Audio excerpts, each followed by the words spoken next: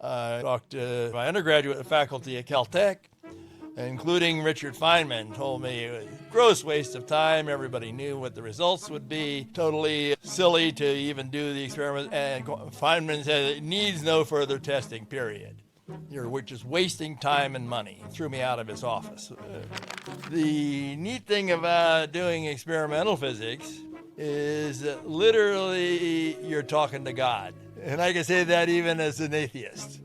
You're asking God, or physics if you will, very fundamental questions. Bell wrote a very marvelous letter where he said, no, I don't know of any experimental tests. And yes, the experiment that you're proposing is a marvelous idea. I think it definitely should be done. And who knows?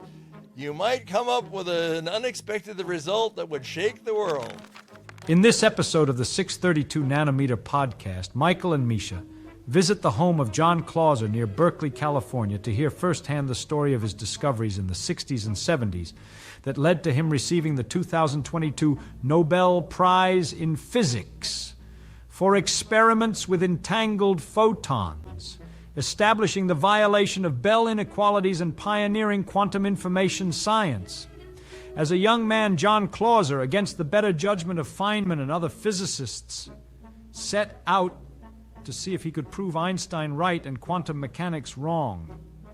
After years of rigorous and grueling experiments designed to test the existence of photon entanglement and spooky action at a distance, Clauser, to his disappointment, proved the validity of quantum physics. His work wasn't in vain, however, as it turned out to be critical for quantum communication networks, which have since been demonstrated and are currently being commercialized. In the past several decades, the CHSH, or Clauser, Horn, Shimoni, Holt inequality has also been widely adopted by quantum scientists as the criteria for the presence of entanglement. The conversation includes detailed discussions of the theory and the heroic experimental efforts behind Clauser's groundbreaking work, his experiences in academia as a skeptic and independent thinker, what he's worked on since his quantum entanglement research, and much more. Today we are at Walnut Creek in California, in the Bay Area, in the house of John Clauser. And John Clauser is a big name.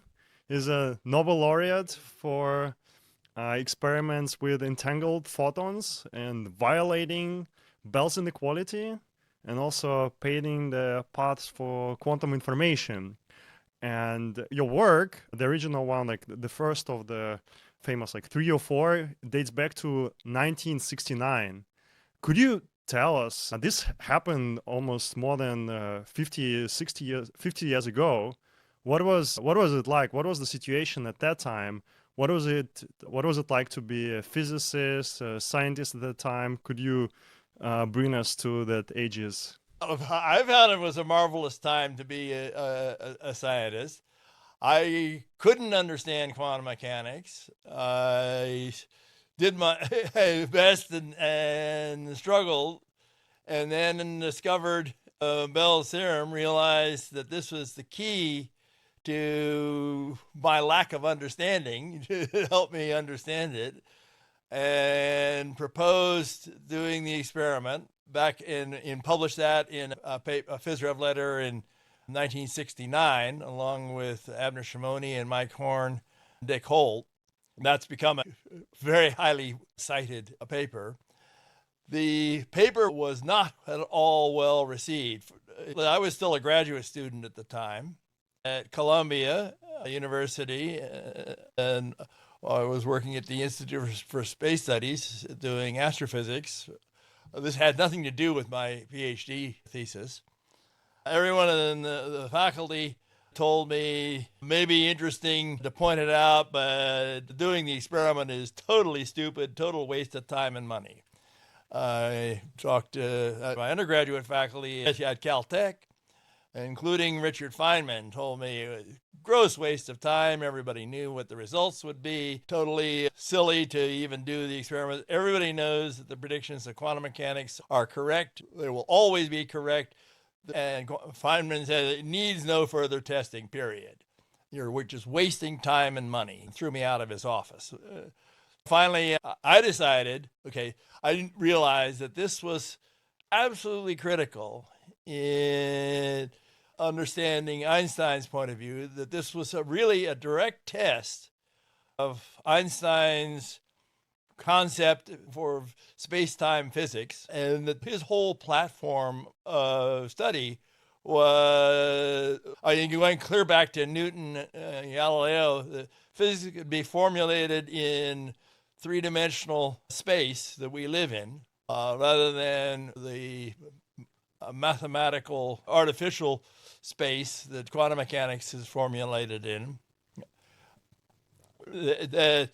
This was critical in proving or disproving Einstein's whole platform of study. I was a great fan of Albert Einstein. And so I realized, wow, with Bell's theorem and with Clauser, Horn, Shimoni, Holt, Vizierev, Leder, we now have two very different theories that predict very different results, rather than just simply saying, oh, well, we know what the results. Why not just do an experiment and test which one is right? This was a unique opportunity to test, is Einstein right or not? And so I very much wanted to do the experiment. Was searching for places to do this as a postdoc. I had to struggle a lot on that behalf. I came here to University of California, Berkeley, the physics department at Cal. In theory, I was going to be working with Charlie Towns doing radio astronomy, which had to do with my PhD thesis. And I talked Charlie Towns into letting me do the first Bell's theorem test. Actually, I was supposed to be doing jointly that and radio astronomy. My radio astronomy projects kind of fell by the wayside along the way. In any case, I wanted to find out whether or not Einstein was right or wrong. Now, the problem with that is that if Einstein was right, that would totally disprove quantum mechanics, which would have been quite earth-shattering. No one was willing to believe that that would happen. And in fact, the majority of the faculty at Berkeley physics department all were very skeptical and scornful of the work I was doing. But fortunately, for the initial experiment, I got Stu Friedman, who was a student of Gene Cummins there. Gene Cummins was not particularly supportive of the idea, but nonetheless, Towns talked him into it. And so we did the first experiment and found that, whoops, Einstein is wrong. People didn't recognize initially that that's what the results meant. And so, oh, well, everybody knew quantum mechanics yields correct results, nothing important at all. So I talked Howard Shugart into letting me stay on I kept wondering, have I done anything wrong in doing the experiment? Stu Friedman went off to work in Princeton, and I was all alone. But I did 3 more experiments at Berkeley, and each time Einstein was wrong, and the whole formalism, this obscure mathematical formalism of quantum mechanics, most famously formulated by von Neumann in Hilbert space, totally fictitious mathematical space, that was right. I still couldn't understand it. I still don't understand it to this day. But nonetheless, all of my bets were lost. I was betting that Einstein was right. My own experiments proved me wrong, proved that I lost my wagers. Was there a counterfactual? Like, is there still any experiment you didn't get to run that might have still somehow? There were there were any number of experiments. A paper during that period by Mike Horner and I showed that this really had to do with the objectivity of nature. And then we produced a newer, more general, testable form of Bell's inequality, a more general form that tested what we called objective local theories, which Abner Shimoni and I later renamed local realism.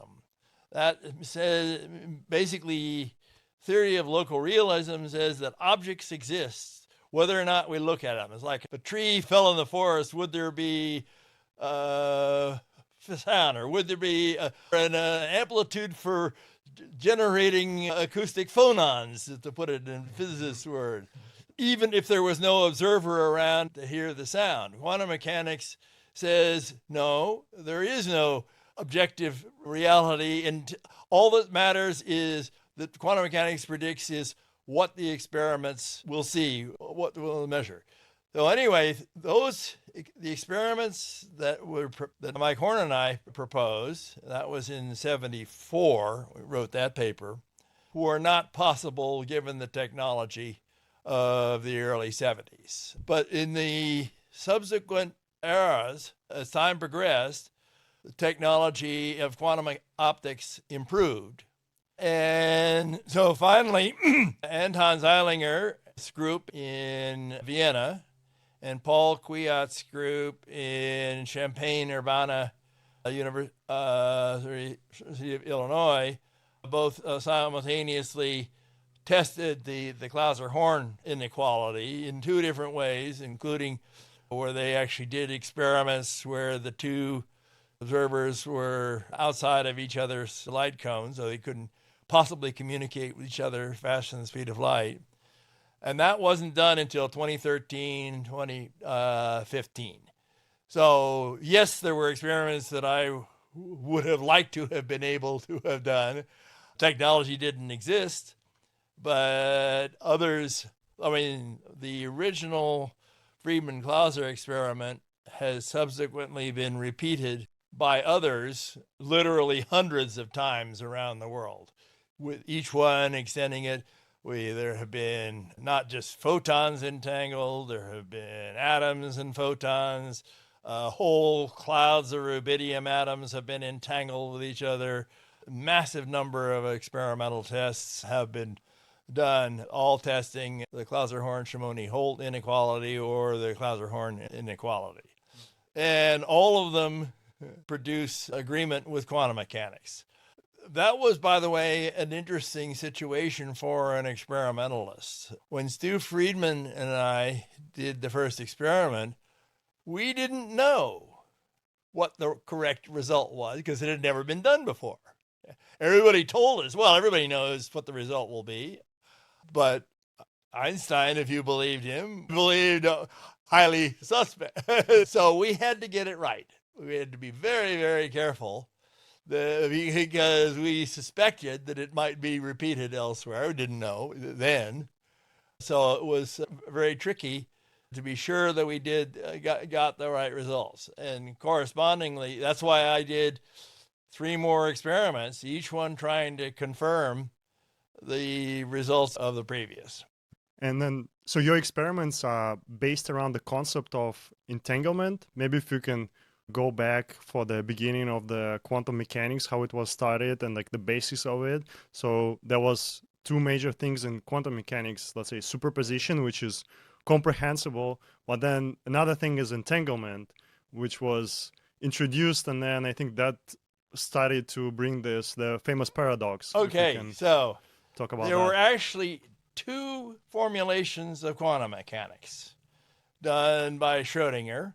Schrödinger produced actually 2 very different equations. The first one predicted the spectrum and energy levels of hydrogen. It was an instant, overwhelming success. Everything you could calculate, all of the details of the structure of hydrogen were precisely calculated using Schrödinger's first equation.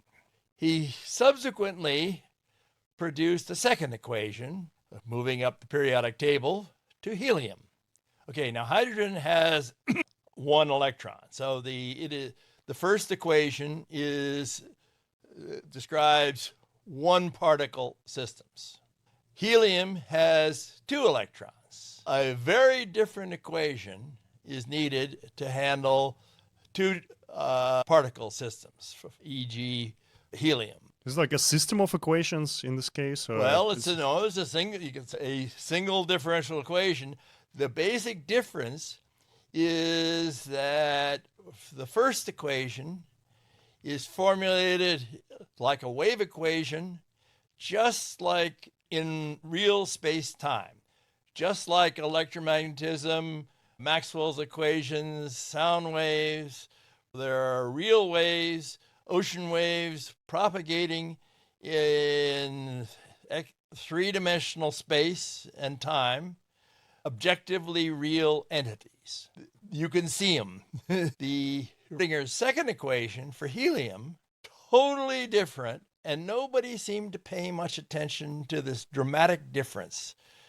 It was formulated in what's called configuration space. The argument of the wave function is not the position in space where the wave function is defined. It is the value that depends on the positions of the hypothetical positions of the two electrons, not the position where you evaluate it. It just depends on the system being studied. The Schrodinger's first equation is true.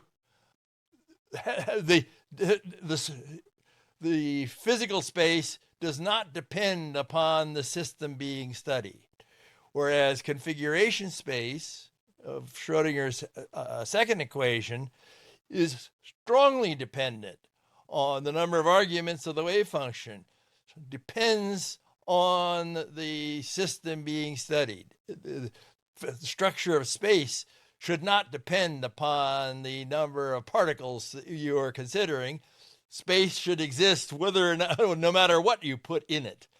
Nonetheless, so Schrodinger's second equation, yes? Maybe stupid question, but hydrogen actually has two particles. It has the proton and the electron. Yes, that is a tricky that? That is a tricky bit.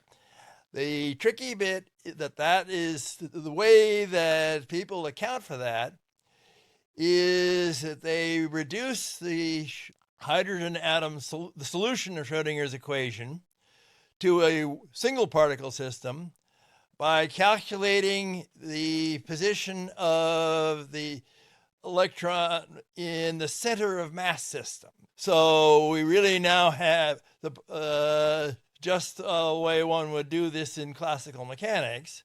One works in the center of mass system. So there's really now only one variable, which is the position of the electron relative to the center of mass.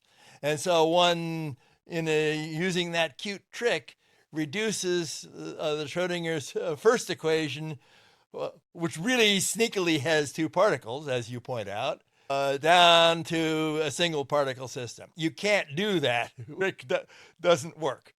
So there you have no choice but to move to a configuration space formulation. What the surprise that came out of this, and both Schrodinger and Einstein were very disturbed by the result, is that the Schrodinger's second equation had unanticipated solutions. Schrodinger's first equation was straightforward. It predicted probability waves propagating in space. Schrodinger's second equation did not do that, but it introduced the whole new phenomenon of entanglement. That the two electrons, that their solution, rather than being just a simple sum of eigenstates, was a sum of products of the various eigenstates of the two individual particles. What does this mean? These entangled state solutions show that there is a very strong correlation between the motion of the two electrons. Now, people at the time thought, oh, well, okay, of course, the two electrons are in a helium atom are intimately connected with each other. They're continuously talking to each other, if you will. So it'd be hardly surprising if their motions were not highly correlated. But what Einstein and Schrodinger independently noticed was that this intimate correlation in their behaviors was independent of their separation. that you could take the two electrons, put them as far apart as you wanted, and they would maintain this intimate correlation. This was quite surprising and shocking, and was very disturbing to both Einstein and Schrodinger. And so what Einstein did was he thought about this a lot and realized that this produced what became known as the Einstein-Podolsky-Rosen paradox. That he assumed that the two particles, if you move them far enough apart, there was no way they could communicate with each other. But what the Einstein-Podolsky-Rosen paradox showed was a very famous paper in 1935 that he published, and Schrodinger also published a companion paper. What Einstein showed was this intercorrelation existed, and that effectively this violated what he thought was a prediction of special relativity, prohibiting you from sending signals faster than the speed of light. So Schrodinger's contribution at that point was also very interesting. He proposed, and Wendell Fury at Harvard also proposed in parallel, another idea, which was that, well, maybe something wrong with quantum mechanics, that perhaps this entanglement disappears when the two electrons are no longer intimately in the vicinity of a helium nucleus. When you move them very far apart, maybe this entanglement somehow disappears.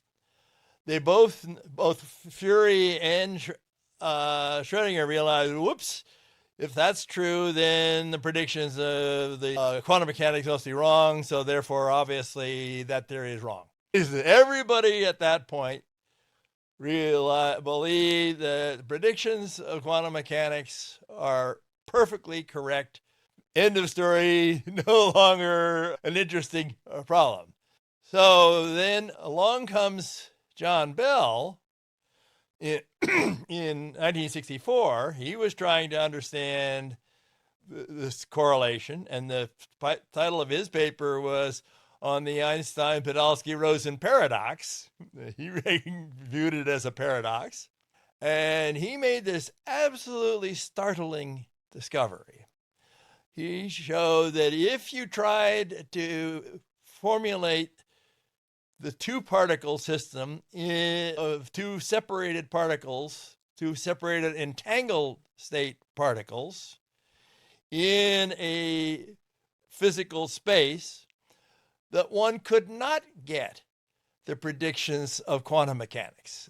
Now, his idea at the time, he again was assuming that predictions of quantum mechanics are obviously true, and so he didn't even consider doing an experiment. In fact, the whole world, except for my associates and me, were the only people around who thought, well, gee, maybe we ought to experimentally test all of this. So we generalized, Simone, Mike Horn, and I, and Dick Holt and I, generalized his work to show, hey, there are two different theories, two different experimental predictions, and here's an experiment that one needs to do to test which one of these has nature selected. And so that was the experiment that I went to UC Berkeley and actually performed in 1972. Mm-hmm. So it seems like scientists at that time, they wouldn't question that entanglement exists in the atom. So all the microscopic theories and experiments seems like it was clear with that. But then what happens if you create and put those two entangled particles at a distance? Like, would it disappear or not? And I'm quite surprised. For what reason? Why they would? Everybody knew that quantum mechanics was correct. Even then, if they put the two different sides of the universe, nobody realized at the time what the implications of Bell's discovery was. And also for the Bell, you said that EPR was published in 1935, right? And then Schrodinger's paper was also about that time. Why Bell's paper appeared 30 years after? What happened? What inspired him to come back and prove what is assumed to be proven? Good question. One of the problems that happened was quantum mechanics was sort of settled in the debates between Bohr and Einstein in the late 30s, and neither could think of any sort of a way of testing all of this, and people sort of ran out of ideas at that time. The second thing that happened was World War II intervened, and everybody had to do either, all the physicists in the world got shuttled off to study either the atomic bomb or radar. And so all of this worries about quantum mechanics kind of got put on the back burner, if you will. Now, in the meantime, especially from World War II, massive changes in the technology for doing experimental physics occurred. The whole microwave vacuum technology, way to build a scientific apparatus, dramatically went through a major revolution in time. Now, the only situation where that is a counterexample to all of this was work by a paper by Bohm and Aharonov. And that was in the early 60s, where they recognized that the Einstein-Podolsky-Rosen experiment led to, and remember I mentioned Furey's and Schrodinger's hypothesis that maybe entanglement disappeared for highly separated particles. Bohm and Aharonov recognized that, the polarization correlation from separated gamma rays from positronium annihilation were an important test. Now, there's also another irony, a missed opportunity, if you will. The predictions for the polarization correlation of the two gamma rays that are emitted in the annihilation of positronium, an electron-positron atom, if you will. The gamma rays are correlated. The polarizations are correlated. And at the time, first there was a calculation of what the correlation should be by Wheeler. Silly Wheeler, he calculated it using Schrodinger and Furey's hypothesis, not recognizing that there was a quantum entanglement. He did the calculation wrong. Then Pasternak, Hornbostel, Snyder recalculated it using quantum entanglement and got a different result. Madame Wu at Columbia thought, oh, this is interesting. I have two different experimental predictions. How about if I go and test them? She tested them and found that Pasternak, Snyder, Hornbostel's prediction was right. None of these people recognized that this was an example of Einstein-Podolsky-Rosen paradox. So what Bohm and Aharonov did was they realized that, this is an example. They were right on the edge of discovering Bell's theorem and unfortunately just missed it. So what they did was they showed that Bohm and Aharonov showed that Furey hypothesis was disproved. But that was the only exception, the only single doubt, if you will, that quantum mechanics might give an incorrect prediction. And the only reason for Madame Wu was, do we really know how to calculate this, do the quantum mechanical calculation correctly? That we had two different groups making different assumptions on how to do the calculation. So everyone still was fully, including John Bell, if you will, quantum mechanics always makes the correct prediction. Abner Shimoni, Mike Horn, and Dick Holt and I were committing heresy, if you will, to suggest that maybe the predictions of quantum mechanics are wrong. This was a very unpopular thing to study. So you ended up doing it with photons, polarized, entangled photons. Yes. How did you choose that system? Like, what enabled that system, or why had it been tried? Good question. Originally, I was looking at ways to test this. After I read Bell's paper, I was aware of the Bowman-Aharonoff and the Wushakov experiment. First thing I did was I looked at that and realized, nope, there's no way you can use this to test Bell's theorem. Developed the independently from Mike Horn and Abner Shimoni. Independently, we developed the CH inequality and merged forces to publish the paper. So first looked at the positronium. I then looked at the thought of, well, there was an idea by Perez and Singer that pointed out that if you did center of mass scattering of 2 spin-a-half particles, 90-degree scattering, the particles would be in an entangled state. It's like a Stern-Gerlach experiment. Well, that would be the idea, was to do this with atoms in colliding atomic beams. And so I thought, oh, that's interesting. Maybe one could do this. And so I looked around, and one of my buddies from Caltech was working at, actually, he was a student at Harvard of Norman Ramsey, but he was also working for Dan Kleppner at MIT.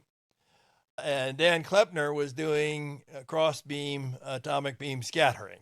And I thought, oh, here's the place. So maybe, and I was looking for a job. And so my buddy got me the ability to give a talk to Dan Kleppner's group at MIT.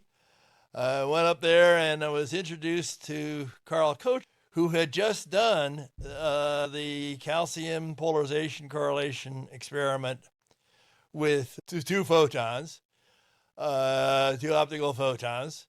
He had done that earlier at Cal Berkeley with Gene Cummins. And I asked him, well, why'd you do this? And he said, oh, I did it, of course, to just test Bell's theorem. Why? Well, what did you get? That's the experiment I wanted to do. And he said, oh, well, no, I don't have any reprints. So I went back to Columbia and went in the library and looked up his paper about it. No, they didn't test the important aspects of Bell's theorem. They only tested measured polarizations at parallel and perpendicular orientations of the two analyzers. And it's the intermediate angles where all of the violations occur. And I realized, whoops, there's a missed opportunity. But the great value in this meeting with Carl Kocher is realizing that the Kocher-Cummins experiment was an ideal candidate. And so my hope in going to Berkeley was to resurrect the Kocher-Cummins apparatus. It turns out the resurrection was nowhere near sufficient to do the experiment. We had to totally rebuild everything from scratch with no money to do it.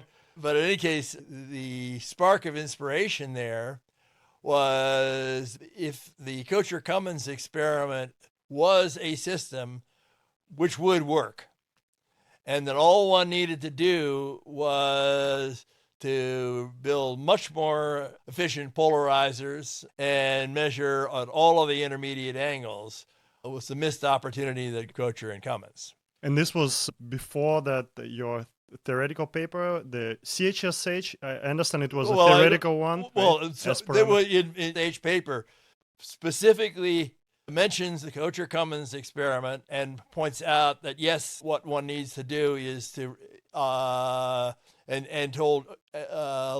the CHSH paper gave all of the required experimental details of what was necessary in order to do a definitive test of the inequality. So it was inspired. Your CHSH was inspired by the Kocher. Well, no, the inequality was inspired by generalizing Bell's work, the proposed experiment, was inspired by generalizing the Kocher-Cummins experiment. Mhm. And also for CHSH, how did you meet each other? How did you find each other? Because you said it was quite uncommon at the time to question quantum mechanics. Very interesting story there. I was working, my thesis was in the cosmic microwave background. Pat Thaddeus and I made the third measurement of the cosmic microwave background using interstellar cyanide molecules. During this period, I became interested in trying to understand quantum mechanics, having flunked the quantum mechanics course not once but twice over this very part of trying to understand quantum entanglement. But in any case, I read Bell's paper and realized, this is a very important thing to do, is to test Bell's inequality, to test quantum mechanics. And then I went and I became aware of the Kocher-Cummins experiment, realized that was my trip to MIT, Dan Kleppner's lab. And then so I thought, okay, this is an important experiment. It needs to be done. And my thesis advisor was saying, this is terrible. You go talk to the theorists at Columbia. They all threw me out of their offices, say, totally silly, don't even think about doing this. And he said, well, then why don't you just write a letter to Bell, write a letter to De Broglie and Bohm. So I wrote letters to all three of them suggesting the experiment. Bohm and De Broglie weren't particularly interested, but John Bell sent back a marvelous letter where he said, yes, that's a great experiment. Well, I also asked, do you know of any other experiments? He was hedging his bets. He didn't know of any, but he was bluffing. He wrote the final part of the conclusions of his paper as if he was assuming that experiments had already been done, but didn't go to the effort to do the full literature search to find out. He mentioned this Bohm-Aharonoff citation of Ushakov, but he was unaware. So anyway, Bell wrote back a paper, a very marvelous letter, where he said, no, I don't know of any experimental tests. And yes, the proposed experiment that you're proposing is a marvelous idea. I think it definitely should be done. And who knows, you might come up with an unexpected result that would shake the world. And I thought, wow, what an idea. So I said, well, okay, this is worth writing up. So I wrote a short abstract for the American Physical Society meeting in Washington, D.C., published this in the Bulletin in the American Physical Society, and sent it off. And so I was going to drive down on my own dime to go to Washington to give this talk, the contributed paper. And as soon as it appeared in print, I get this phone call from Abner Shimoni. And he was very upset. Oh my God, you've scooped us. My student, Mike Horn, and I have been studying exactly the same problem and have come to the same conclusion that you have. We all flew down to Washington, and Dick Holt came along. They had talked to Frank Pipkin. Mike Horn and Shimoni had talked to Frank Pipkin at Harvard, who was also doing two-photon coincidence experiments, and suggested that Pipkin should do the experiment. Pipkin had put Holt onto doing the experiment. Holt had done the quantum electrodynamic exact calculation of what happens when you go to large finite solid angles. He had just finished taking a course from Schwinger at Harvard, which covered exactly the solution of that problem. So anyway, we all got together in Washington and agreed, okay, let's just join forces and collaborate and publish this together. So after I submitted my thesis for Columbia on cosmic microwave background.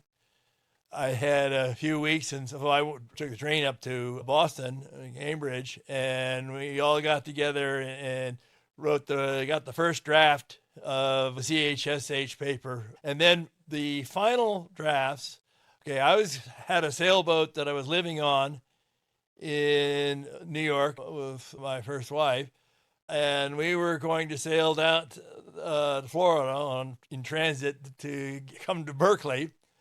Never made it because of a hurricane that got in the way, but anyway, that's another old story. So then Shimoni would send off drafts of the paper to various marinas along the way to pick up deals, and I would be working on this simultaneously while we were sailing. Anyway, so by the time I got to Berkeley, the final draft had been submitted to PhysRev letter.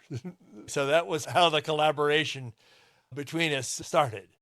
Mike Horn and Shimoni and I became really great buddies and published any number of subsequent papers in collaboration. That was a great relationship we all had.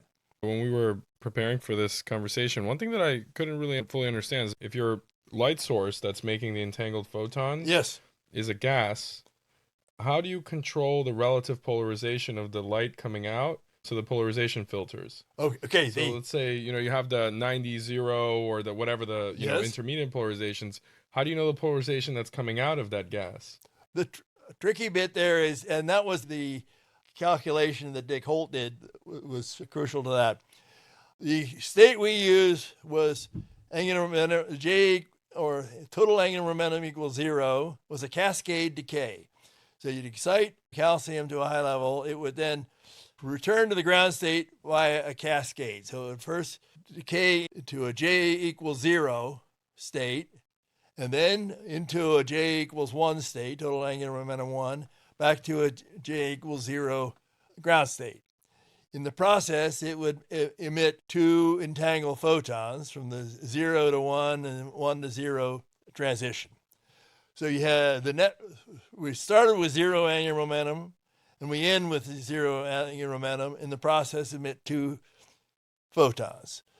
The 2 photons correspondingly have to be in a state of total 0 angular momentum. And they also have to conserve parity. There's only one such state for which this is true, which is the entangled state where the 2 linear polarizations are always parallel if one measures them, or correspondingly where the 2 circular polarizations are intimately correlated. That's straightforward to calculate if the 2 photons are coming out in directly opposite positions. What Dick Holt's calculation was, suppose it's not exactly, the photons decay in every direction. You only, if you're lucky, you catch a pair for which the first photon enters your first detector's solid angle, and the second photon correspondingly enters the second detector's solid angle. Probability of that, both of those occurring, is very, very small.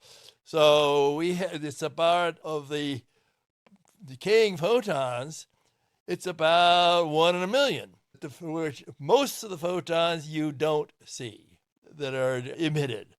We're only looking at the trivial fraction that enter the 2 solid angles. And most of them are going, and this is one of the big loopholes in the CHSH inequality that the CHSH paper pointed out. This is the so-called detection efficiency loophole. And this is what the CH inequality subsequently fills. It shows you that there are experiments, if you can figure out how to improve the co-detection efficiency, if you see one particle, then you always, or highly probability, see the second particle, rather than just simply missing it altogether.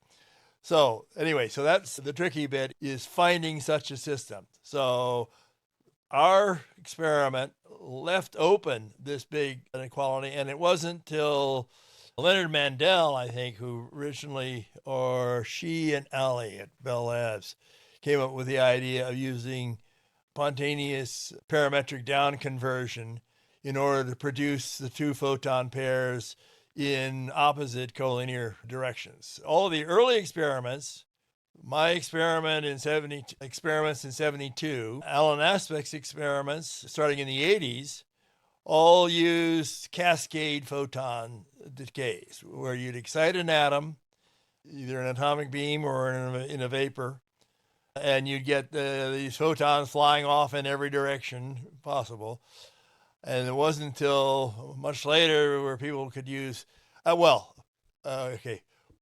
of the problems that I had, Stu Friedman and I had, in doing the original experiments was, again, a limitation of technology. Tunable dye lasers, where you could actually tune the laser frequency. Normally, lasers would just give you some frequency, and it wasn't enough to excite an atom.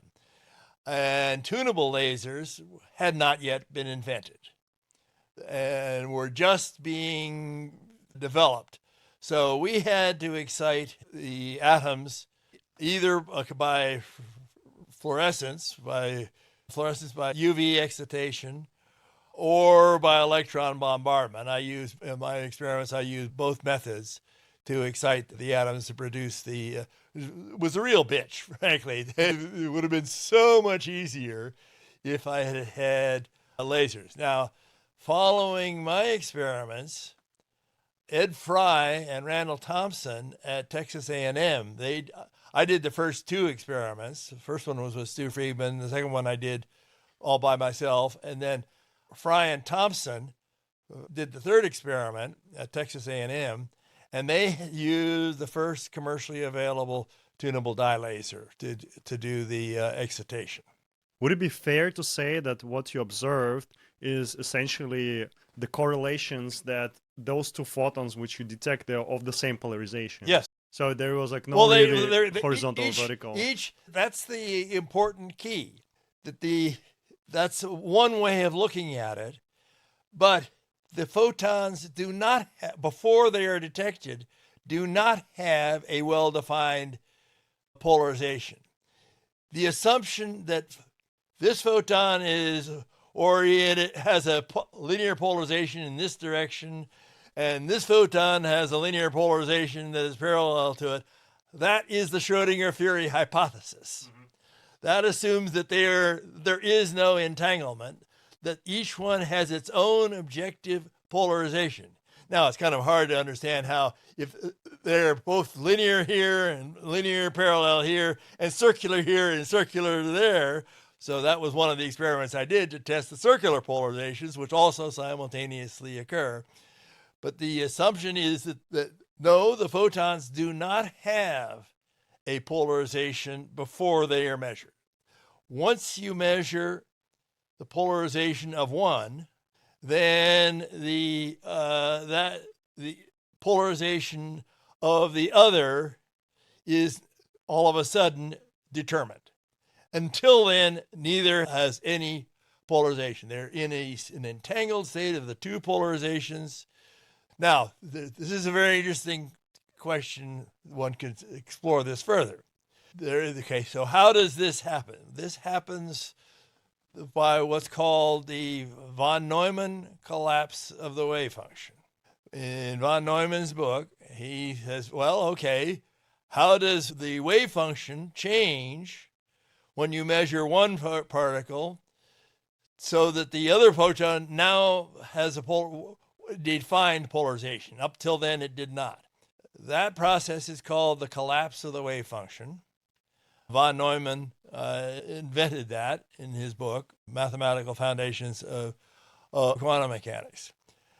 One can ask the question, is that a real process? Is the wave function something objectively real? The answer is, Giessen at University of Geneva did some very, very clever experiments. I think these were in the 80s, where he said, well, suppose we view this as a real process. The photons really have some objectively real polarization, but somehow the wave function collapse is a real process. Gieson's experiments are absolutely brilliant. Gieson realized that this is not, and Bell had also earlier realized, this is not a relativistically, the collapse wave function is not relativistically invariant. That means that the predictions, it can't be explained in terms of a physical collapse that depends on some coordinate system. What he recognized is, suppose the two detectors are moving with respect to each other and are moving relative to the two photon source. You can then, what he realized was, and did the experiment, was that you can set up an experiment, which he did, such that each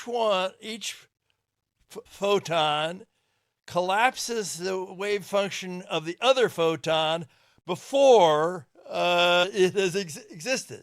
So each one collapsed the others before its own wave function got collapsed. Therefore, there should be no correlation. He did the experiment and found that the correlation persisted, proving that the collapse of the wave function cannot be considered a physical process. The wave function itself is not a physical entity. It is not a probability wave propagating in space. What does it mean to have a moving detector? Like, how do you physically do that? I think he did it on a rapidly rotating wheel. I don't remember the details of the experiment, but it turns out you don't need to move the detectors. The great surprise that Gieson figured out was that very realizable velocities were sufficient to make the experiment possible, and went ahead and did it. I have also a question about more like experimental details at that time. So you said there was some restrictions on the side of the equipment what you had, especially like detecting single photons. What was the state of the art like for detectors, and how did you block the environment, and how long did you have to integrate to get those data? Very good question. That part of doing the experiment was a real bitch, to put it bluntly. Since the co-detection probability, as in if you see one photon, you also then can detect the other. That fact that the probability is so low means that this sets a limit to the count rate you can do, and the best count rate we would get would be about 1 per second. And that meant to get very good statistics, one needed to do the experiment, the integration time, very long. So all of my experiments had the order of several hundred hours of runtime for actually doing the whole experiment, which was correspondingly a real bitch, because the care and feeding the experiment, refilling all the liquid nitrogen traps, cooling of the systems for the photomultipliers.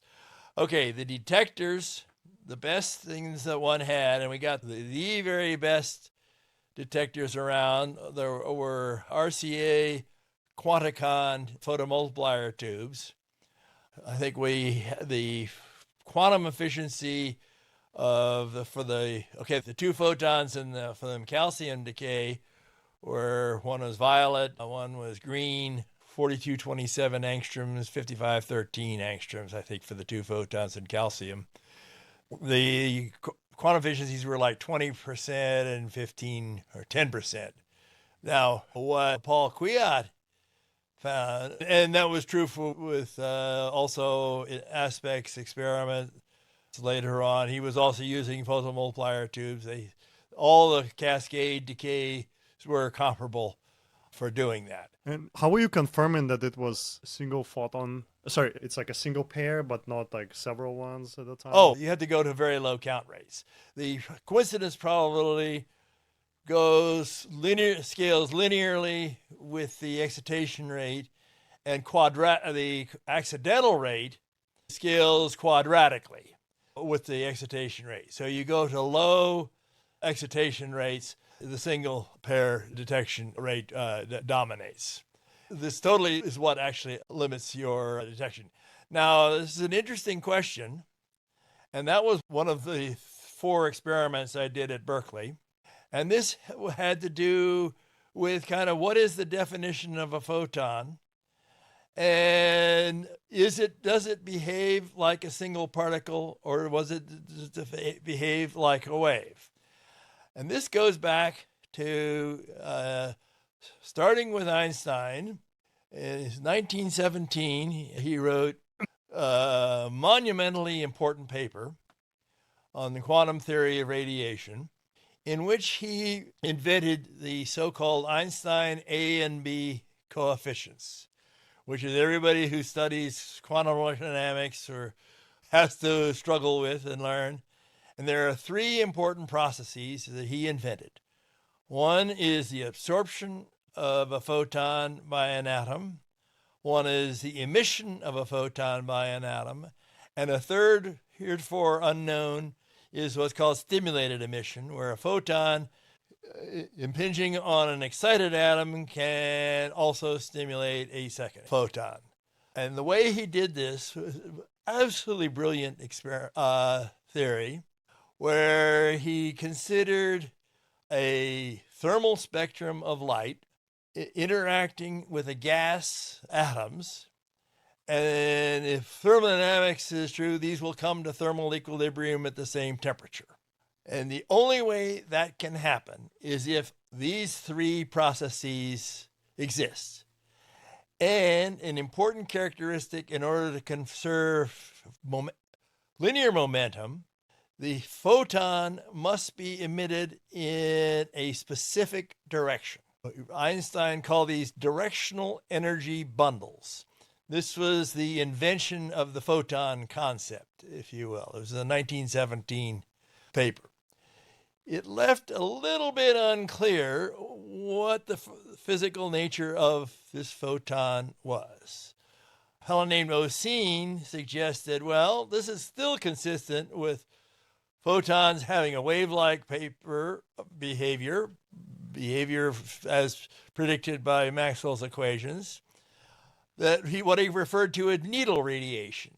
They could all come out in very specific, highly directed needles whose diameter was such that I think if you projected it on the moon, it would come out with a Fünfings pennies piece, a German 5 nickel, if you will. It was the effective diameters of his solution. So it was highly directed beams. But so what, is this the same thing as a particle or not? Schrödinger, interestingly, at this point, then said, does this make photons behave like particles? And here's a way to tell whether or not they behave like particles. If they still behave like obey Maxwell's equations, they come out into a wave-like pulse because you see individual photons confined to pulse timescales. So if they're propagating as a wave, suppose you take a half-silvered mirror and you let them impinge on the half-silvered mirror, then a particle and a wave will have very different properties. A particle, if it is a confined lump in space, propagating at the speed of light, will either be transmitted or be reflected. Now, if you look at a half-silvered mirror, or you see a partial reflection in a mirror or the sheet of glass, okay, a wave-like photon, a part of it will be transmitted, part of it will be reflected. What Schrödinger proposed this experiment where you could determine whether or not the photon behaved like a particle or a wave by putting it through a half-silvered mirror and putting detectors on the transmitted and the reflected beams. So if it's a particle and it comes out in a well-defined pulse of light, a well-defined time interval. If it comes out as a wave, and the wave goes both ways, is both transmitted and detected, the two separate detectors are totally unaware of what's happening at the other detector, so there will be a finite probability that the two detectors will simultaneously record coincident detections. Whereas if it's a particle, the particle goes one way or the other, and you will never see coincident detections. Now, you need to go to a low enough detection rate such that the accidental rate from different emissions from different atoms don't give you accidental detection, simultaneous detections. So anyway, so this was Schrodinger's idea. He was in Vienna. He goes down the road not far away to Budapest, to where Janasi, an experimentalist working there in Budapest, and said, "Can you do this experiment?" Janasi said, "Sure."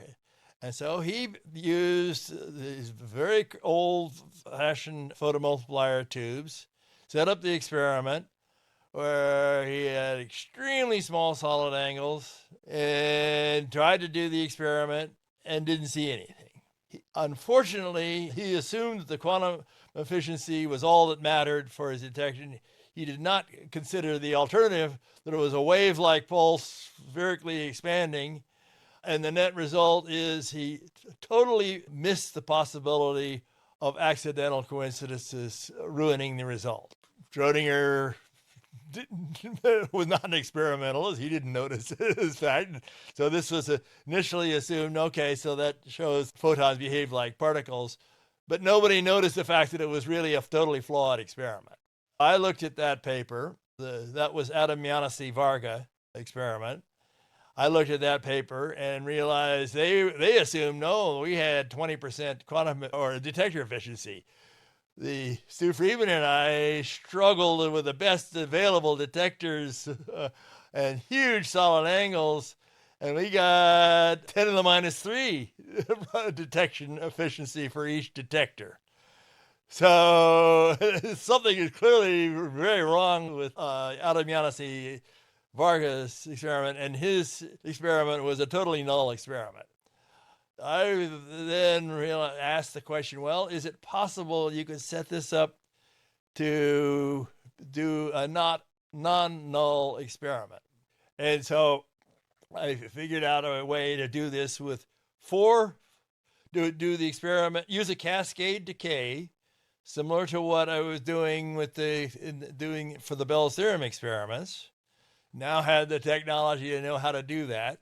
And so I set it up so with a cascade decay in mercury, would look at photons moving in opposite directions in cascade decay with 2 half-silvered mirrors and 4 detectors. And then I used, Roy Glauber at Harvard had just come up with a whole new theory of the limit of the statistical properties of classical light beams. So I used Roy Glauber's formalism to show and use the Cauchy-Schwarz inequality. Discovered that there's a neat way you could use the Cauchy-Schwarz inequality to set an upper limit such that observable cascade photon decays between diagonally opposite detectors, that they set a lower limit to the anomalous rate that you would have to see if photons always behaved like waves and did not behave like particles. And so I did that experiment and found, no, you do not, the photons do not have these anomalous coincidences of behaving like waves. They must behave like particles. And that was like a huge statistical certainty, like 20 sigma or better in doing that experiment. So the conclusion was, yes, particles must be able to behave like waves. So this is the first experimental proof of the wave-particle duality for optical photons. And that was in 74 that I did that experiment. Because I remember there was this Hanbury-Brown twist. Hanbury-Brown twist is an interesting parallel to that, and that was what was confusing to a lot of the people in the various discussions at the time. There is the accidental rate essentially also has correlations. If you have photons at a half-silver mirror, you will get essentially correlations of the coincidence rate between photons passing through a half-silver mirror, but that is purely correlations among the accidental rate of two statistically otherwise independent tests. Now you can do this, for example, this is sort of straightforward to see, and you have to be careful when you're trying to calibrate your detectors as to what the accidental rate is. You can see this. If you have a light source with an AC hum on it, from like 60, 120 hertz hum from light. Okay, so if the light intensity is oscillating in time, then since the coincidence rate goes up with the square, then as the light intensity goes up, the coincidence rate will go up. As it goes down, it will go way down. So that will give you an enhanced coincidence rate just from the fluctuations in the intensity of the light. And the natural fluctuations of light are sufficient, what give you the so-called Hanbury-Brown twist effect, from exactly that effect. Yeah, that's like fascinating. Must be at that time, like, to realize that light is also a particle, and particle type of properties in addition to waves. You touched the basis of stimulated emission of that original Einstein paper. Where does the stimulation emission, how would it come from? How would he predict that the photon would stimulate the drop down from excited to ground he found that if in the 1917 paper, Einstein found that he invented effectively stimulated emission in that paper, and found that if he didn't do it, you couldn't get thermal equilibrium. That was the total brilliance of that paper, was to recognize that stimulated emission had to be a process. I see. Was the missing part for that. But why does it have to be directionally in the same direction as the stimulated? In order to conserve linear momentum. You have to conserve both energy and momentum in the collision and the emission process. And it's all the calculation is tricky. Does the atom go in the other direction, or how? The atom must recoil correspondingly, and that it is the recoil that gives you. Otherwise, okay. Suppose there's now what's called optical molasses that people use. If you have an atom in a gas, and if the atom is moving in one direction, it will see say you have uniformly illuminated by thermal radiation from all directions. Then if it's moving in any given direction, it will see blue shifted light in the direction it moves, and red shifted light from the other direction. That will give you a different momentum transfer, because the photons have a higher momentum when they and so that will retard the motion of the atom. So the atom will slow down to zero speed. Actually, I misspoke. You need to do this if you have laser beams in oppositely directed. This will happen. And in fact, but they are not a thermal spectrum. If you do this in a thermal spectrum, then the stimulated emission will kick the atom back up, so it will not slow down. So people use this to form optical molasses in quantum optics experiments now that will avoid the effect of stimulated emission. Also, while reading your papers, I noticed an interesting detail. I think it's related to the previous Kocher and Commons experiment, that there is the choice of the angles of the polarizer was an important thing.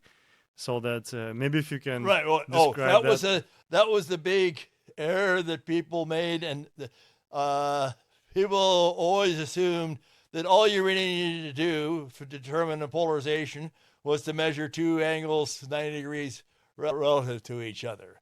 And so the Wu-Shaknov experiment and the Kocher-Cummins experiment only looked at 0 and 90 degrees relative orientation. Now, in the calcium decay that we use and the Kocher and Cummins used, we have the emission is from a J equals 0 angular momentum state to J equals 0 angular momentum state in the cascade through a J equals 1 state. The initial and final states are spherically symmetric. 0 angular momentum gives you there is no preferred symmetry of the atoms either before the cascade starts or after it's over. So therefore, the two photons also must be in a spherically symmetric angular momentum state. That means that if you want to decompose it into parallel polarizations before you detect it, that all angles are equally probable of parallel polarizations. There is no net preferred. So observing either of the photons, there will be no net polarization of any of the individual photons by themselves. That means that the polarization correlation you get between the two can only depend on the angle between the two polarizers, not the common angle of rotations. But just to guarantee that is true, for example, if there were some asymmetry in the experiment, and all the experiments that Stu Friedman and I did and that I did later on, I would rotate the common pair of analyzers just to guarantee that was true and average over all of the detectors. You could look at the results, and yes, it was true, but just to assure that it was true, we averaged over all possible orientations of the pair of the analyzers. I see. Also, another thought I got while reading your paper is that there's like a lot of philosophical terms like related to local realism or like non-local quantum reality. Okay. And then basically I was thinking like if there was the Big Bang, so that everything was coming up essentially from a singularity, so all our world was like interacting with each other, would it mean that whatever I'm doing right now, somehow at the other end of the universe, I can influence of what happens there? Indeed, that is true. One of the things that I pointed out in my talks is that this is a residual philosophical question, is that all particles, or at least all charged particles, are a little bit entangled.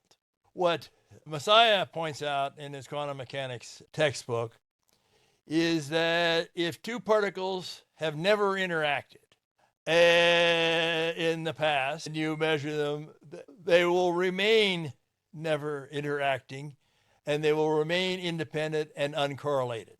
There will be no entanglement. He does not point out that the opposite is true. If they have ever interacted in the past, then they will always be entangled. The calculation he does is he assumes that the interaction is exactly zero, and then goes on, draws a conclusion of, well, we're just going to neglect it. Well, you can't just, it's got to be exactly zero for that argument to be true. If there is even a small amount, then there will be a small amount of entanglement of the particles. Now, an important part in studying plasma physics, it comes from a book by Spitzer, is that the Coulomb cross-section for scattering of one charged particle with another has an infinite cross-section. That means that no matter how far apart two classical charged particles are, they always interact a little bit. And the interaction, the cross-section diverges, the calculation diverges at very small angle scattering and becomes infinite. So that means they're always interacting no matter how far apart they are. And when you're doing calculations in plasma physics, you run into these damn log lambda cutoffs that Spitzer invented. How do you calculate the divergent cross sections? It's a whole nightmare calculational problem. But the important thing to observe is that two particles, if they have ever interacted in the past, at least classical particles, and correspondingly quantum mechanical particles, will be at least a little bit entangled. Now, all particles in the universe have been hanging around, interacting with each other since the beginning of time, or since the particles were actually created. The world is made out of charged particles, protons and electrons, nuclei, etc.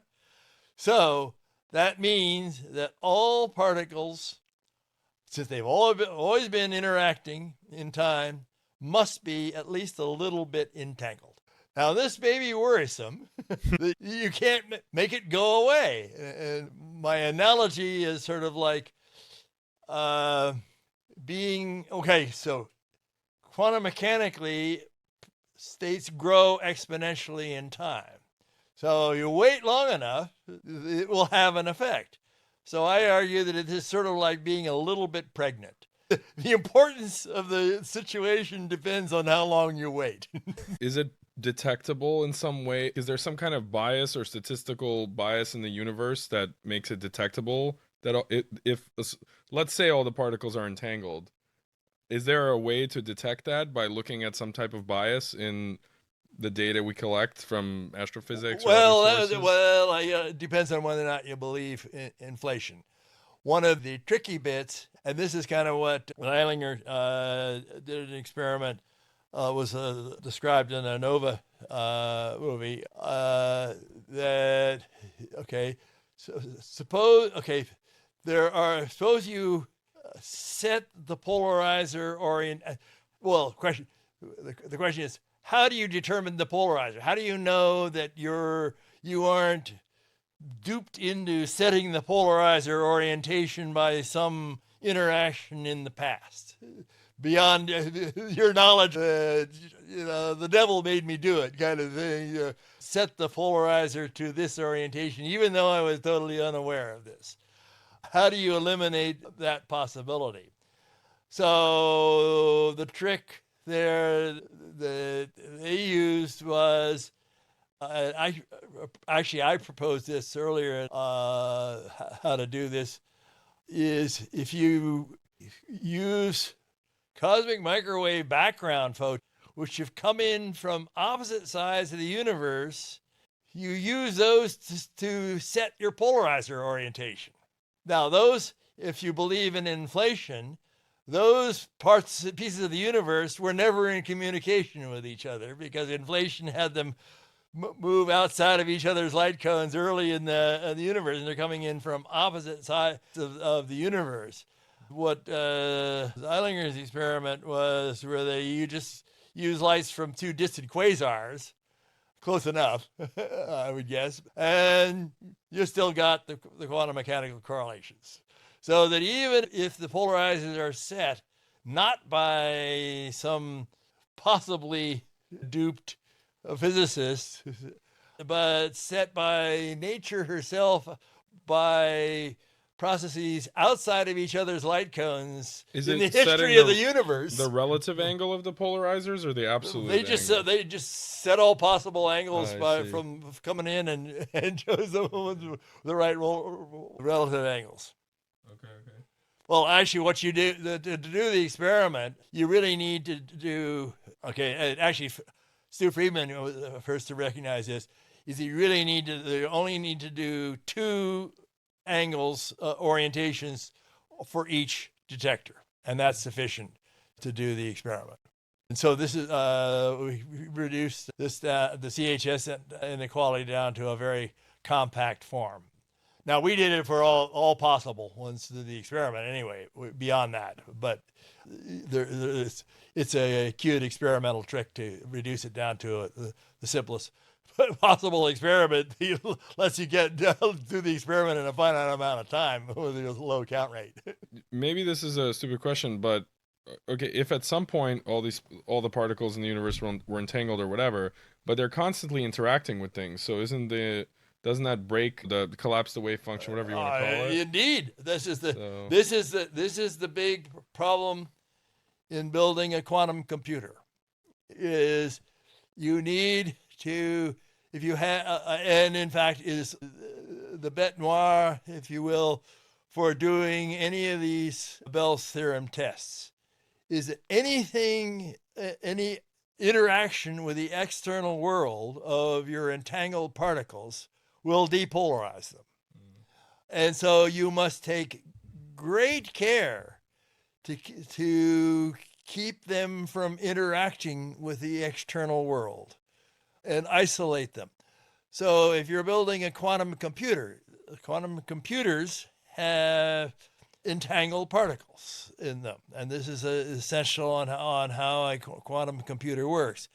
And a key importance of building a quantum computer or doing a quantum encryption experiment using entangled state particles is you must eliminate the possibility of any external interactions which will depolarize the particles.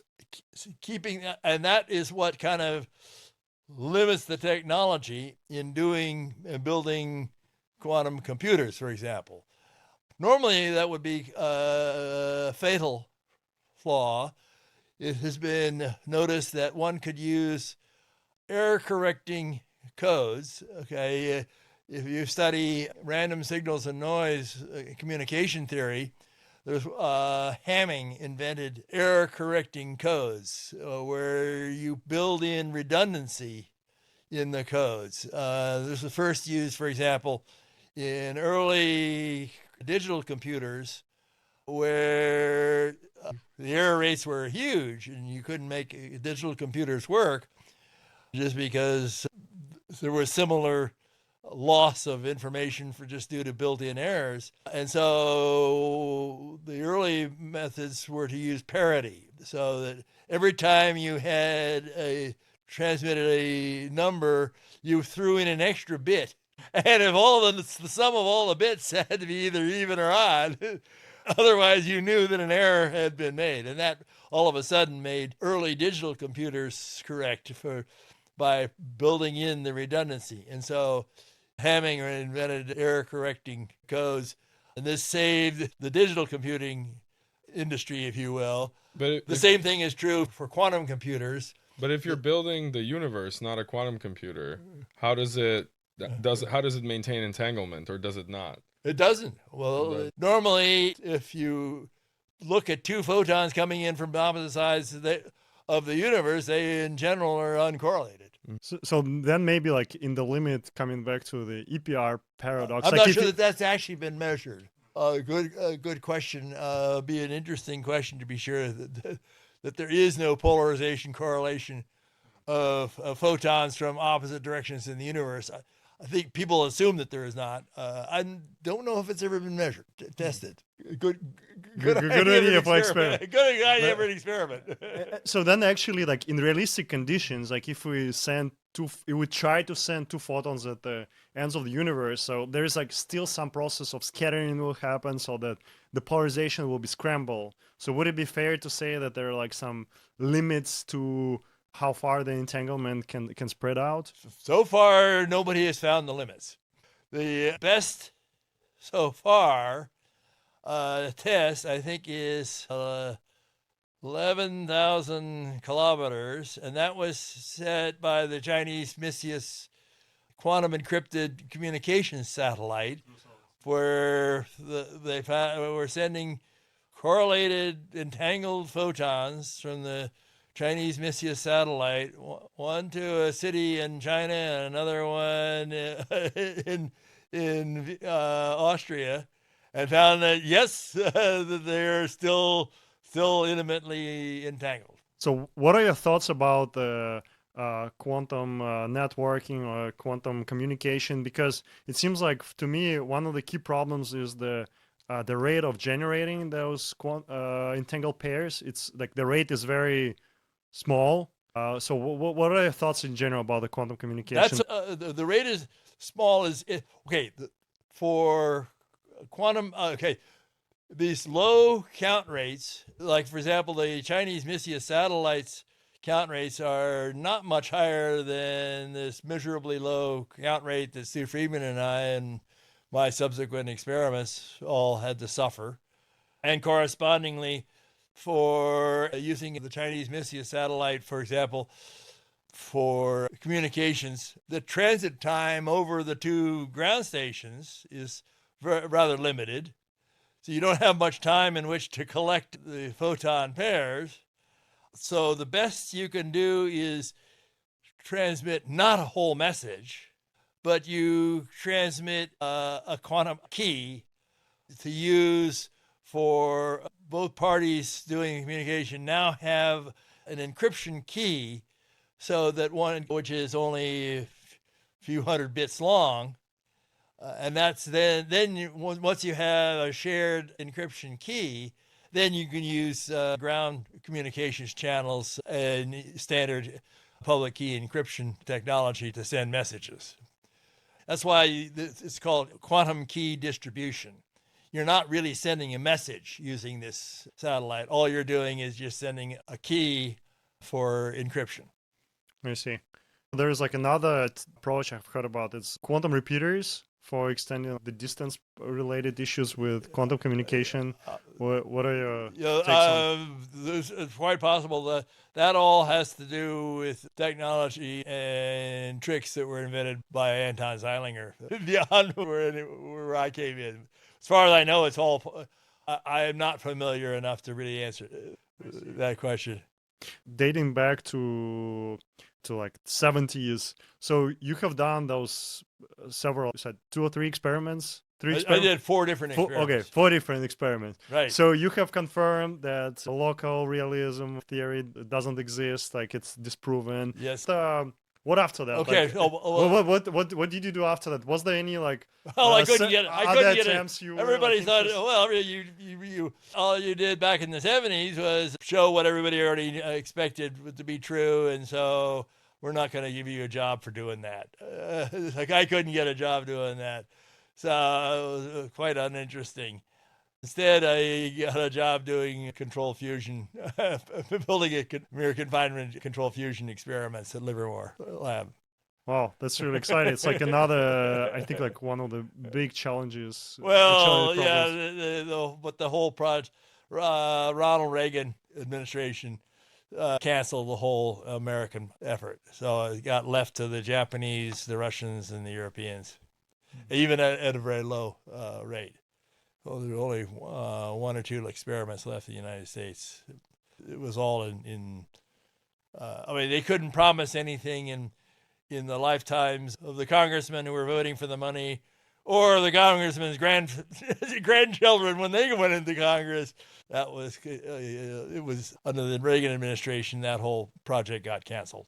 What's your take on the current efforts in fusion? There's kind of a resurgence of fusion work. I'm not immediately sufficiently familiar really to give you an adequate answer. Recently, experiments there's what's called the Lawson criterion. That is, can you build a reaction where you get more energy out than you put in to generate it? That has but there are really kind of 2 Lawson criterions, if you will. That assumes that everything, the energy you put in works with 100% efficiency. Okay, that means you aren't drawing off any power to run the lights in the laboratory doing the experiment. the efficiency of the lasers and whatever, for example, compressing the pellets are woefully small. So for the second criterion is, can you build a device where the amount of power you put into the device is exceeded by the amount of power that you can extract from the device, rather than just the reaction itself. You're putting in all of the various losses along the way. And there, as far as I can see, they're at least a factor of 1,000 below that. With the at NIF, the laser-based system. That's for the laser-based system. I'm not familiar with there's the big experiment, the ITER experiment. It was a big tokamak. I guess actually one interesting question that just comes up. You were working on this around the time of cold fusion, right? When there was like a big... Oh, that was a total con. Was there ever or is there still like any kind of credible hope that cold fusion is like physically achievable? Maybe not to my knowledge. Maybe like leverage. Well, that was all a total con. Total scam. Is there like a kind of, is the physics... the problem is you have to overcome the Coulomb barrier. Mm-hmm. And you have to get, if you have two nuclei that are coming at each other to form a collision, they repel. And because of the same charge, exactly the same charge, and there's what's called the Coulomb barrier, which limits how close they can get before they collide and form a fusion reaction. And that requires tens of kilovolts of energy, kinetic energy, for you to overcome. And you can't get that in a cold laboratory. There were claims that Pons and Fleischmann, I think, were the two guys who originally proposed that, and it was a total scam, that the experiments were a con. I see. Interesting. I feel like you have this kind of contrarian way of doing science, like back in 60s when you were like on the opposite side of like mainstream of physicists believing in quantum mechanics, and you were trying to find a way that maybe support Einstein's idea that at least like quantum mechanics is not fully correct. Would it be a similar path along like the fusion challenge? Are there like non-mainstream solutions which is overlooked, do you think, right now? Well, for fusion, I suspect there are. A lot of them got discarded along the way, that they came in a little bit too late. For example, heavy ion fusion, where you use synchrotrons to accelerate particles for collisions. I think a fellow at Cal was a proponent of that. I think it was scaled very nicely, but never got tested. My contrarian attitude has to do with I'm currently working on pointing out that if you use it, that the whole climate change policy is a total con. I don't know. I really have not kept up with the details on the control fusion experiments to date, but I think there are some new ideas that people are proposing that are promising, but I'm not the expert to ask. Is there anything else which wakes you up at night that something is wrong or missing in our knowledge? Well, that's the other thing where I've been spending a lot of time lately, is this whole huge movement on trying to limit CO2 in the atmosphere, the zero carbon policy that the world is adopting. This is a $1 trillion con. This is totally bankrupting the world. It is a total disaster. It is starving whole civilizations, trying to get rid of these nitrogen-based, ammonia-based fertilizers. This is all the total disaster produced on grossly flawed science, put forward by the IPCC, the International Panel on Climate Change, sponsored by the United Nations. This is if you had to summarize, is there like a physics or kind of like easy to, like, of course, you know, probably don't have time to go into a ton of data analysis, but is there like an easy kind of physics intuition or something like that for why you think that CO2 isn't causing climate change or whatever is kind of the thesis? Well, there are several parts to the story. First off, the IPCC, this is sort of embarrassing that a lot of this started by the Goddard Institute for Space Studies, where I wrote my PhD thesis, and I knew some of the number of the people who were involved in all of this, that all of this is a gross, dishonest con with flawed science put forward by the climate science community. They started out mostly by Hansen, who actually had an office across the hall from me, by a fellow later on by Stevens, Loeb, and more recently by Wild, and all promoted by the IPCC, the International Panel on Climate Change, was grossly dishonest science. Originally they had some sparse data, and which they thought they saw hints of a power imbalance. Then Hansen got the ear of Al Gore.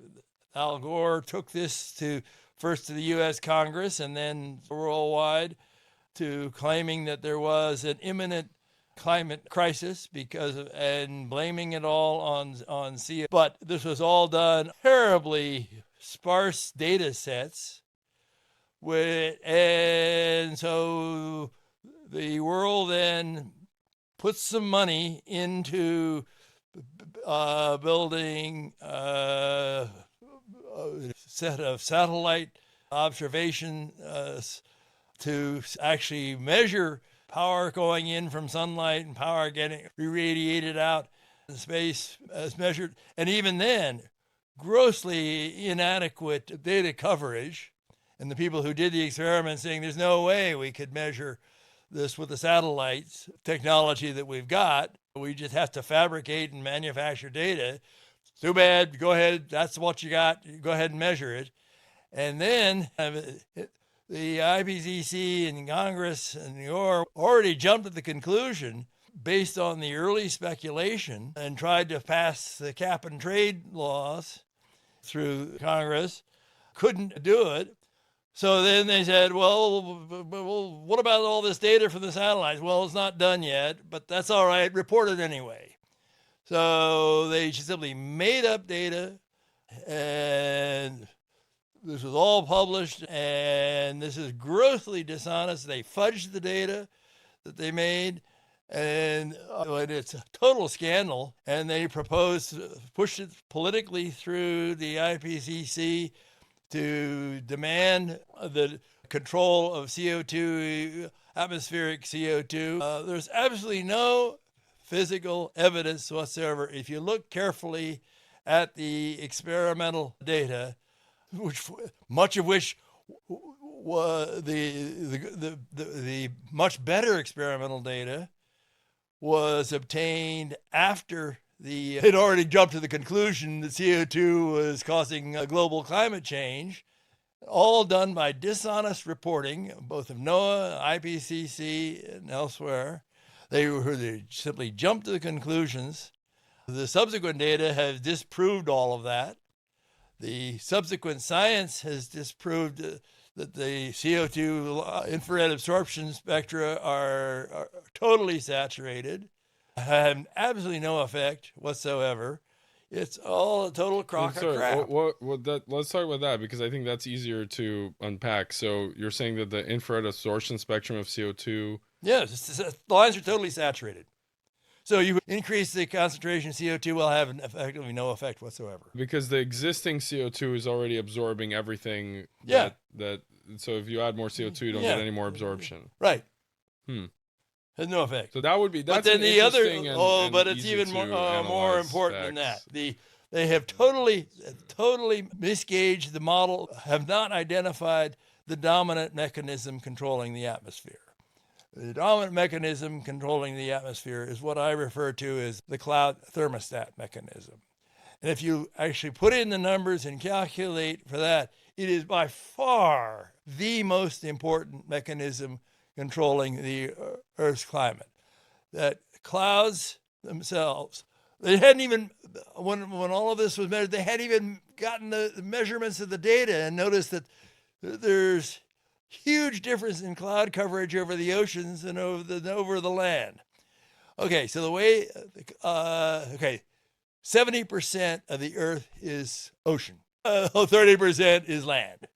The oceans are where virtually all of the exposed water is. Okay, so the mechanism is that clouds, when you look at a cloud, when you're in an airplane and you're descending, you look down and you see clouds have these dark shadows. What happened to the light? Well, clouds are white, gets reflected back out into space. You can just, if you put a light meter out and you compare when you have on an overcast day, shine it on a piece of white paper on your front lawn and compare that with on a sunny day, it's a factor of 10. 90% of the light is reflected by the clouds. Okay, so that has a huge effect. Now, you can also, what has been observed is that you can ask, well, what does sunlight do when it comes to the Earth? Most people say, well, okay, it warms the Earth, right? Well, that may be true over land, but not in the ocean. It turns out, and this is from the IPCC's numbers themselves, 73% of the energy that hits the ocean surface is spent evaporating water, not warming the surface. So the dominant use of energy is to evaporate water. What does the evaporated water do? It floats up and makes clouds. Okay, so so if you have clouds, the most common clouds are the Pacific Ocean stratus. I've known this because I've sailed across the damn Pacific Ocean in races from here to Hawaii and Tahiti, sailed right through the ITC and seen them all firsthand, watched all of the cloud patterns. Say you have clouds. You have too high, so the cloud coverage over the ocean, 76% of the ocean is covered by clouds. Clouds cast shadows. If you have too high a cloud coverage, the shadows hit the ocean surface, they stop the production, the evaporation of water. The production of water is very sensitive function. It's about changes by 7% per degree of air temperature over the ocean. So so effectively the heating of the ocean surface is turned off. When you turn off 90% of the sunlight that's hitting it, boom, you stop evaporating water. That's because you had too much cloud coverage. So that stops the evaporation water, stops the production of clouds, boom. So it acts like a thermostat and reduces the too high percentage down to an equilibrium level. Okay, so it acts just like a thermostat in your house for 70% of the Earth using the dominant amount usage of water. If you plug in the numbers as a feedback mechanism for stabilizing the Earth's temperature, no matter what you do with CO2, the heat leaks that you get from any re-radiation by too much CO2 are trivial compared to the total heat loss by reflected light from the cloud coverage. So the climate scientists have not identified the dominant process that controls the Earth. And the net result of all of this is that there is no climate crisis. And the world is wasting trillions of dollars at the behest of the IPCC for totally ridiculous policies. Everything from the zero carbon policies are a total disaster. The stopping of nitrogen production of fertilizers is a total disaster. Has totally starved Sri Lanka as a result of banning nitrogen-based fertilizers. It's all outrageous, and it is bankrupting the whole world. We are spending trillions of dollars on totally silly policies. That's the short version. If you want the details, I've got a whole hour talk I can give, showing how and point by point where they actually cheated in the data when they can't even do arithmetic right, and it comes out if you read the papers and do the arithmetic, it doesn't work. But is there a way? Let's say they are like the CO2 processes, maybe like not responsible for that. Is there a way like just to I feel like the reports are mostly, they were saying something like the average temperature is elevating, or like the temperature of the ocean total is increasing. Nonsense. Is there a way like I could just go and measure every year the temperature like next to as an experimental physicist, where do you measure? Do you measure over land? Some places are hotter than others. You got to do a global average. The Earth has a lot of points you got to measure. There's what's called the Shannon sampling theorem, tells you how many points you got to measure to actually make an accurate measurement for the global average temperature. They're nowhere near that. I think there was like the buoyancy, like they have how it's called buoy. This was the big picture from Hansen. There was there's the ocean heat content was a measure that he did with using there's a chain of buoys called the Argo buoy chain, grossly inadequate coverage, and nowhere near enough to measure the temperature given the very complex circulation patterns from El Nino oscillations of ocean currents and temperature variations. So it's terribly undersampled. So there's nowhere near enough data for them to make the claim. Didn't stop them. They just simply lied. I see. So is there like the way to maybe have a better grid, like proper measurements? Well, this is kind of a related question I was going to ask. We like to ask it's just bad science. If you had unlimited resources, what experiment or like what kind of like project would you fund or participate in? Assume you have unlimited finances, people. It could be something related to this. Could be a different experiment, like something in space, whatever. But what experiment would you run if you had unlimited resources? That's quite a fantasy. They limit interesting. You have trillions of dollars to spend. The budget. Total fantasy. They had a large constellation of satellites already up, and the number of satellites and the sampling was insufficient, probably by a factor of thousands to actually do an accurate sampling. That fantasy of unlimited is so far from reality or anything. It would be more than the trillions of dollars being spent for limitations of CO2. Even sillier are these totally silly ideas of geoengineering, trying to control clouds. I mean, there was this totally crazy idea. I think the University of Washington was doing this, where they're trying to blow salt water up into the here in Alameda using snowmaking machines, where they're blowing salt water into the air, and they're on the flight deck of the Hornet aircraft carrier.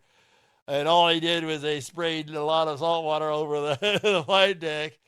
And then some do-gooders in the Alameda City Council said, "Oh my God, you're going to destroy us by trying to control the temperature, and it'll be horrible." So they put a shut to the. It's a good thing they put a shut to the down to the experiment, because the experiments were stupid, but they did shut them down for the wrong reason. There's absolutely no effect. If you scale up the cost, this is so badly broken a business model. If you scale up, how many snowmaking machines would you have to put all over the world to make enough clouds There's many trillions of dollars per year that you'd have to be spending to do it. And why bother? The Pacific Ocean does it for you automatically for free. Yeah, so I see you're so good at cutting the funds for those projects which doesn't make sense. But is there any project you would run, or you would just spend this money for cutting the budget for others? Or? Not necessarily in climate change. Is there any experiment you would like to see, let's say, run that hasn't been run? There are probably to measure the actual cloud formation rate. I don't know. I'm not sure I know how could design an experiment to actually measure the cloud formation rate as a function of cloud coverage itself. You can just put in a very crude estimate, and it just overwhelmingly becomes the dominant mechanism.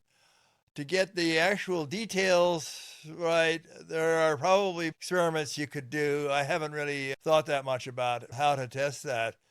Certainly, there's a lot of data reanalysis of the existing satellite data that hasn't been done. They ran out of money analyzing. It's a very important paper in 2013 by King et al., where he actually measured the cloud fractions over land and over ocean as a function for a 13-year average.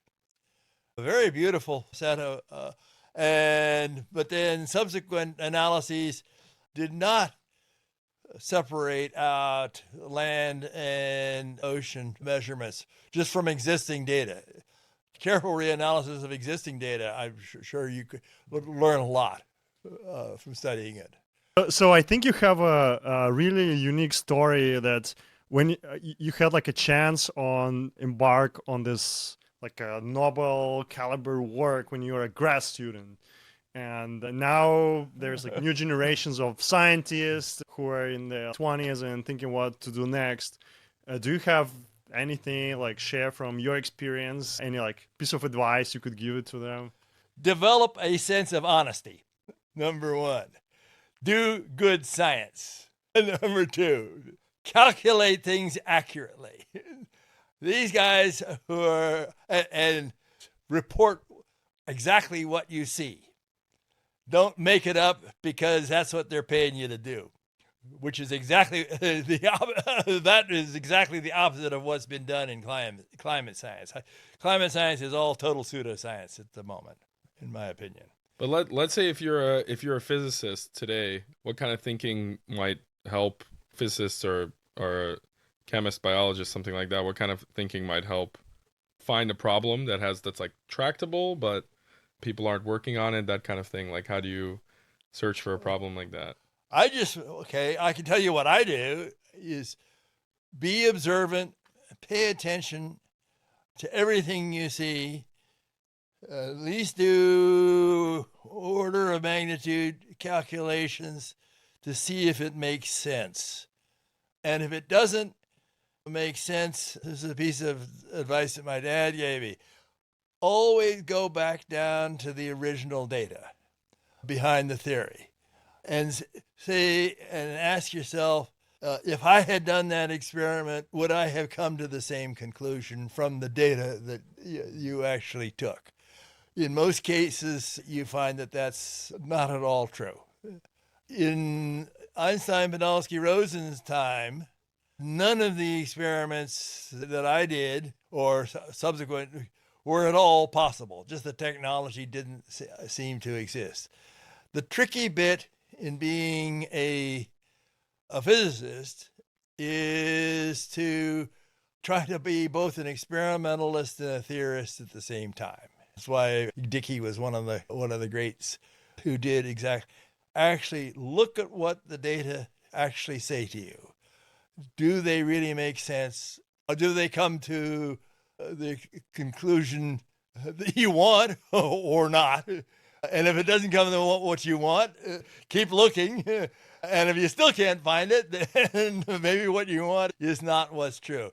The important thing is to at least be honest with yourself and admit when you don't understand it and drill down to the original experimental evidence to see does it really truly all make sense.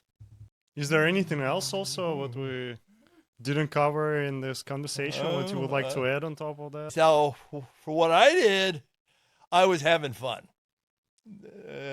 I literally, the neat thing about doing experimental physics is that literally you're talking to God.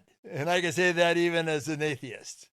You're asking God, or physics, if you will, very fundamental questions. And the nice thing about doing experimental physics or physics experiments is a physics laboratory is really a church. You walk in and you ask God a question, and if you ask it very carefully, you will get the correct answer. If somebody else walks into his or her church physics laboratory and asks exactly the same question, he or she will get exactly the same answer that you got. That's the nice thing about doing experimental physics. Nature is reproducible. Now, find me another church, another religion in which you walk into one church and ask the question, and you walk into another church and ask the same question that you always get the same answer. You are asking fundamental questions about nature. If you want to call God, nature is God, if you will, if you're an atheist. One thing that we just briefly touched on at the beginning, but maybe it's worth asking again. So when you got to Berkeley, wasn't this around the time of like, there's a lot of upheaval and like the hippie movement and everything? Yes. What was it like being here, doing science here? Were your colleagues all taking psychedelics? Like, what was the feel of the place? Actually, it was there were a lot of hippies, if you will, liberals perhaps on the physics faculty, and like Stu Friedman and Gene Cummins were very liberal. It really didn't, I think, affect what I was doing. But yes, I discovered something I didn't know, that blondes are more sensitive to tear gas. I remember sitting in a physics seminar, and there was this very dark-skinned guy who was doing some calculations on a blackboard, writing equations on the board in quantum electrodynamics. And the hippies and the blue meanie cops, as they were referred to, were outside playing, throwing tear gas around, and this big cloud of tear gas comes drifting in through the window into the seminar, and all of the fair-skinned people bent over and totally gagged, and the guy at the blackboard just kept on, didn't even drop a term on the equations. It was an interesting time at Berkeley, yes. Fortunately, I would just end up coming in a lot on weekends. Things were pretty quiet on the campuses during weekends. Actually, is it that there was like some study that the Nobel caliber works, like big discoveries, they happened somewhere like nearby midnight? Is this true in your case? No, this took, and I was there from 69 to 76, whereupon I was told, no, we aren't going to give you a job here on the faculty, and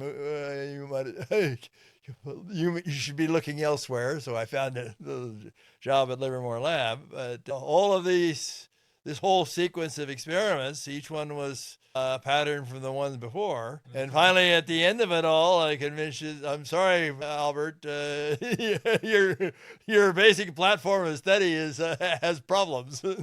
There is no objective reality. During the experiments, did you take like the shifts? It's like you said, hundreds of hours. Like, how did you?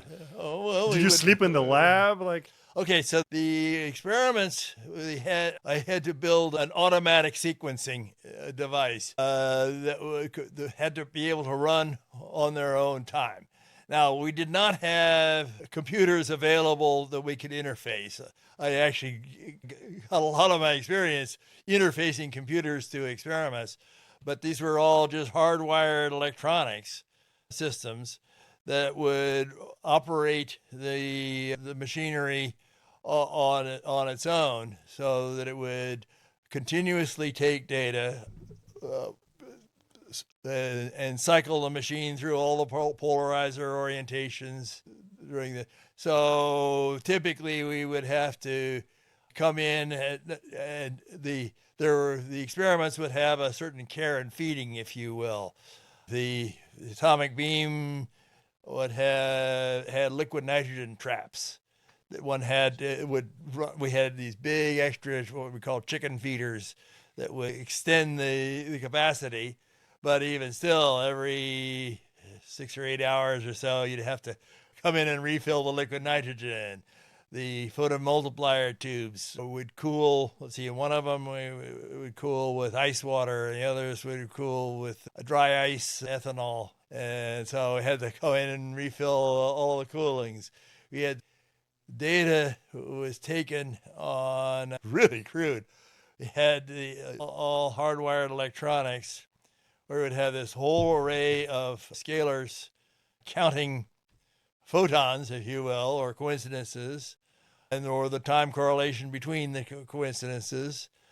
And so every 100 seconds, the system would read out the number of counts in each of these various detectors and coincidences, and then to a teletype machine, which would then print out the results and also punch the data into punch paper tape, these long rolls of punch paper tape, and then reset the polarizer orientations, big 2-horsepower motors rotating these huge polarizers. And this would go on and on and on for hundreds of hours. And then at the end, we had these huge basketfuls of paper tape from the teletype machine. Then had to cart that down they had an old IBM 1620 computer, convert the paper tape into IBM punch cards, then feed the punch cards into the computer to calculate the results and average them all. So there was a lot of work and tedious work. And so we would, when Sue and I were working on it together, we would alternate. When the subsequent experiments, I just ended up doing all that myself. So, but it was fun. There's a lot of fun doing it all. It's in a weird sort of way. How would you if you were gonna today, let's say with just like the other thing. How would you build this same experiment today? If Misha and I want to build it, that was another thing. How would you build it? I have a couple of times I visited physics department at Cal. I don't think you could do it today. There was a major difficulty that we had, or that I had later on, was I had absolutely no money. I was lucky to get a salary out of it all. And not much at that, so much that my wife was saying, "When are you going to get a real job, John?" This is getting silly. I know this feeling. As a postdocs, salaries suck. I'm sorry. What was I? The question was if we wanted to build. Today. So the net result of all of this was that we had to build everything from scratch. We could barely afford photomultiplier tubes and interference filters. Everything else we had to either scrounge out of old used equipment storage rooms, or build it ourselves. So we spent a lot of the time, or we had some access to the shops at the physics department shop, where they had professional machinists, but mostly, I'd say more than two, and they would build for us some of the more complicated stuff. Spent a lot of time staring over their shoulders, learning, all right, how do you run a milling machine? How do you run a lathe? And learn how do you do glass blowing? What are all of the various computer or integrated circuits that are available? And from this, learn how to build all of the hardware, all of the electronics from scratch yourself. Now, my recent visits to the physics department they've shut all that down. They had this marvelous, what they referred to as student shop, where students, faculty, grad students, postdocs could go in anytime, day or night, and build whatever they wanted. That has been shut down.